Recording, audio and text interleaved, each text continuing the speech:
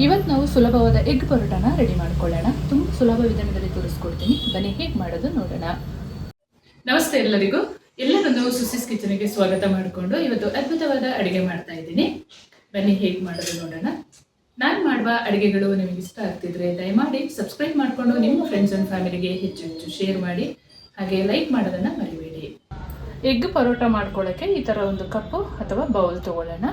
ಮೈದಾ ಹಿಟ್ಟನ್ನು ಅಳತೆ ಮಾಡಿ ಹಾಕೊಳ್ಳೋಕ್ಕೆ ನಾನು ತೊಗೊಂಡಿರುವ ಬೌಲಲ್ಲಿ 2 ಬೌಲಷ್ಟು ಮೈದಾ ಹಿಟ್ಟನ್ನು ಸೇರಿಸ್ಕೊಳ್ತೀನಿ.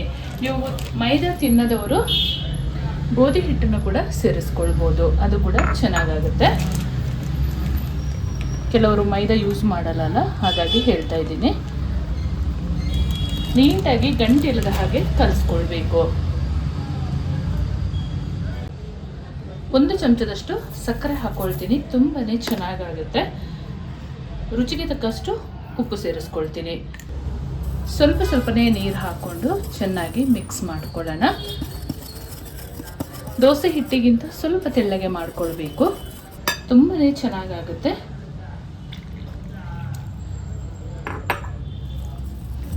ಗಂಟಿಲ್ಲದ ಹಾಗೆ ಕಲಿಸ್ಕೊಳ್ಳೋಣ.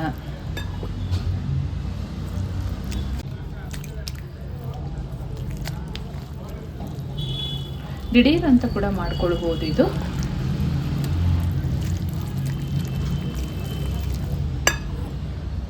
ಒಂದು 2 ಕಪ್ಪಷ್ಟು ನೀರು ಬೇಕಾಗುತ್ತೆ.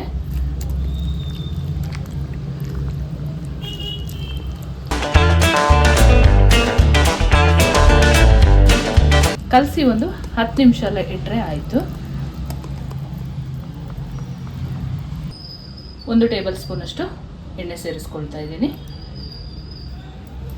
ಚೆಂದ ಮಿಕ್ಸ್ ಮಾಡ್ಕೊಳ್ಳೋಣ. ಹಾಲಲ್ಲಿ ಬೇಕಾದರೂ ಕಲಿಸ್ಕೊಳ್ಬೋದು, ಅದು ಕೂಡ ಚೆನ್ನಾಗಾಗುತ್ತೆ.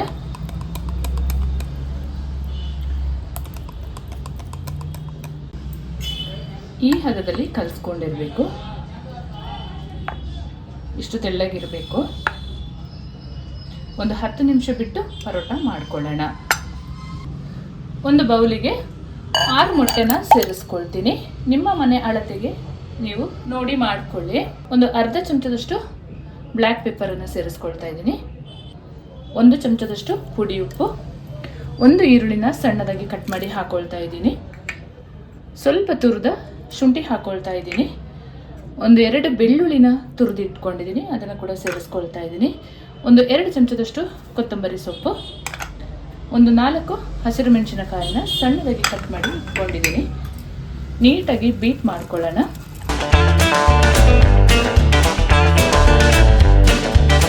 ಖಾರ ಬೇಕಿದ್ರೆ ನೀವು ಚಿಲ್ಲಿ ಫ್ಲೇಕ್ಸನ್ನು ಕೂಡ ಹಾಕ್ಕೊಳ್ಬೋದು.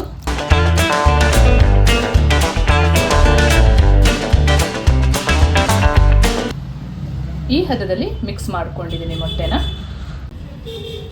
ಮೈದಾ ಹಿಟ್ಟು ಕಲಸಿಟ್ಟು ಅರ್ಧ ಗಂಟೆನೇ ಆಯಿತು. ಈ ಹದದಲ್ಲಿ ರೆಡಿ ಮಾಡ್ಕೊಂಡಿರಬೇಕು. ಇವಾಗ ಪರೋಟ ಮಾಡ್ಕೊಳ್ಳೋಣ. ಒಂದು ತವಾ ಬಿಸಿಗೆ ಇಟ್ಕೊಂಡು ಸ್ವಲ್ಪ ಎಣ್ಣೆ ಹಾಕೊಳ್ಳೋಣ.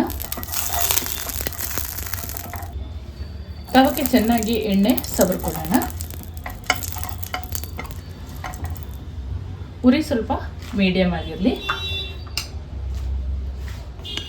1 ಸೌಟಷ್ಟು ಹಿಟ್ಟನ್ನು ಹೀಗೆ ತಗೊಂಡು ಹಾಕೊಳ್ಳೋಣ.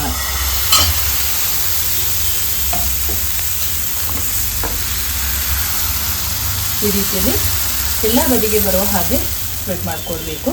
ಇಲ್ಲ ಅಂತ ಹೇಳಿದ್ರೆ ಒಂದೇ ಸಮ ನಿಂತುಬಿಟ್ಟು ಇಲ್ಲಿ ಗಟ್ಟಿ ಆಗೋಗುತ್ತೆ. ಹಾಗಾಗಿ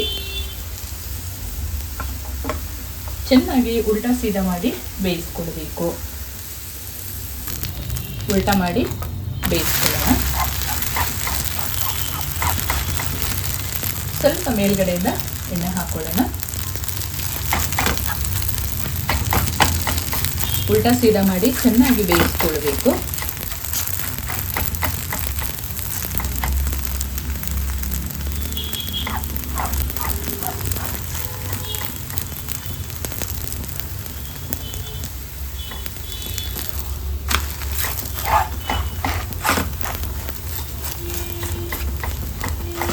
ತುಂಬಾನೇ ಚೆನ್ನಾಗಾಗುತ್ತೆ, ನೀವು ಒಮ್ಮೆ ಟ್ರೈ ಮಾಡಿ.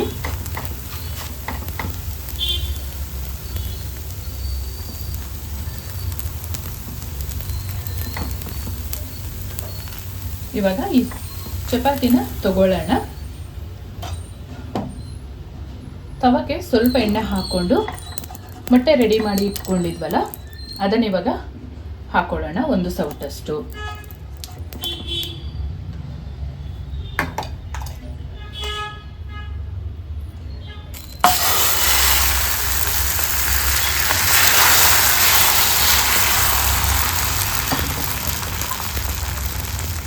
ಚಪಾತಿ ಏನು ರೆಡಿ ಮಾಡಿದ್ವಿ ಅದನ್ನ ಇವಾಗ ಇದರ ಮೇಲೆ ಹಾಕ್ಕೊಳ್ಳೋಣ.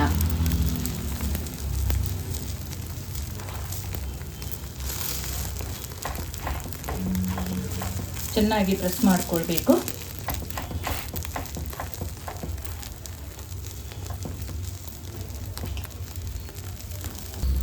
ಇವಾಗ ಪರೋಟನ ಉಲ್ಟಾ ಮಾಡಿ ಬೇಯಿಸ್ಕೊಳ್ಳೋಣ. ಸ್ವಲ್ಪ ಎಣ್ಣೆ ಇದರ ಮೇಲೆ ಕೂಡ ಹಾಕೊಳ್ಳೋಣ.